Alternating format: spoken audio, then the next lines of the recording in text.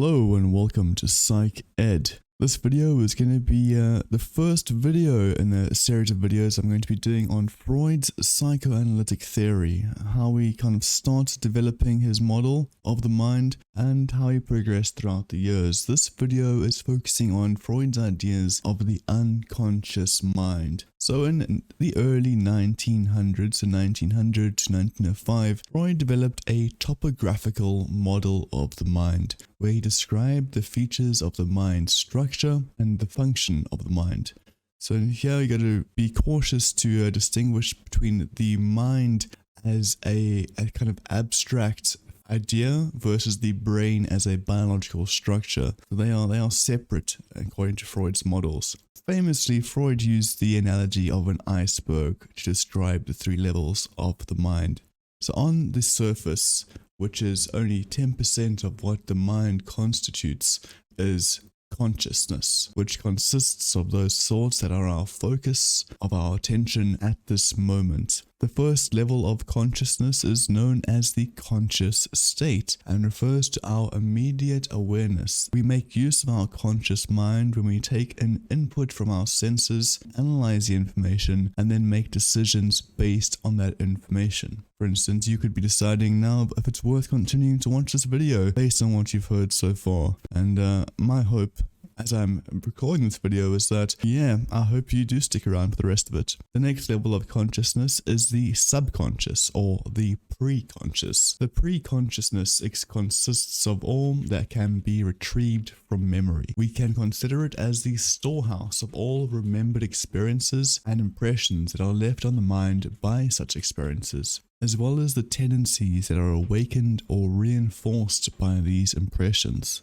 The pre-conscious mind contains thoughts and feelings that a person is not currently aware of, but we can easily bring those pre-conscious thoughts to consciousness.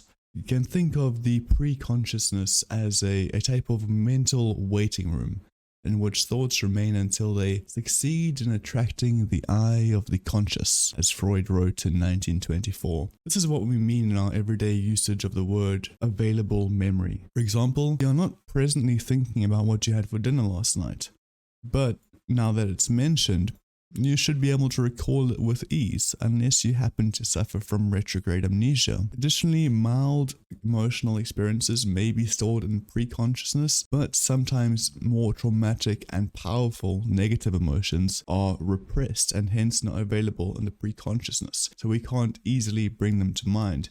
But that's because our mind is protecting us from the negative effects of those experiences. The third and most significant region of the iceberg that is our mind is the unconscious. Like an iceberg, the most important part of the mind is the part that we cannot see. This is made up of thoughts and memories and primitive and instinctual desires that are buried deep within ourselves, far below and often unretrievable from our conscious awareness.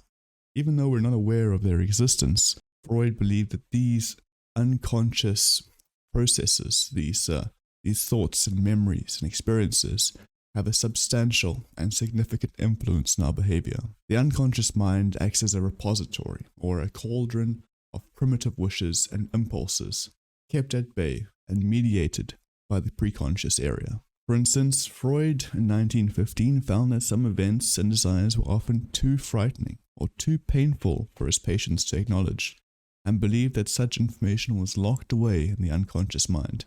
This can happen through a process of repression, which is a defense mechanism. Freud emphasized the importance of the unconscious mind, and a primary assumption of Freudian theory is that the unconscious mind governs behavior to a greater degree than most people suspect. Indeed, the ultimate goal of psychoanalysis is to bring forth the unconscious to the conscious. So these repressed, hurtful, and trauma-ridden experiences can be dealt with in a conscious manner.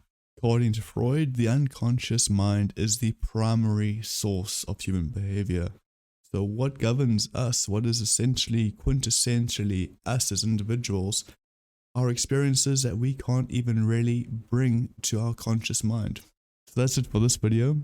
Let me know what you think, whether you agree with Freudian ideas of consciousness, pre-consciousness, and unconsciousness, As always, thanks for watching, and I'll see you all next time.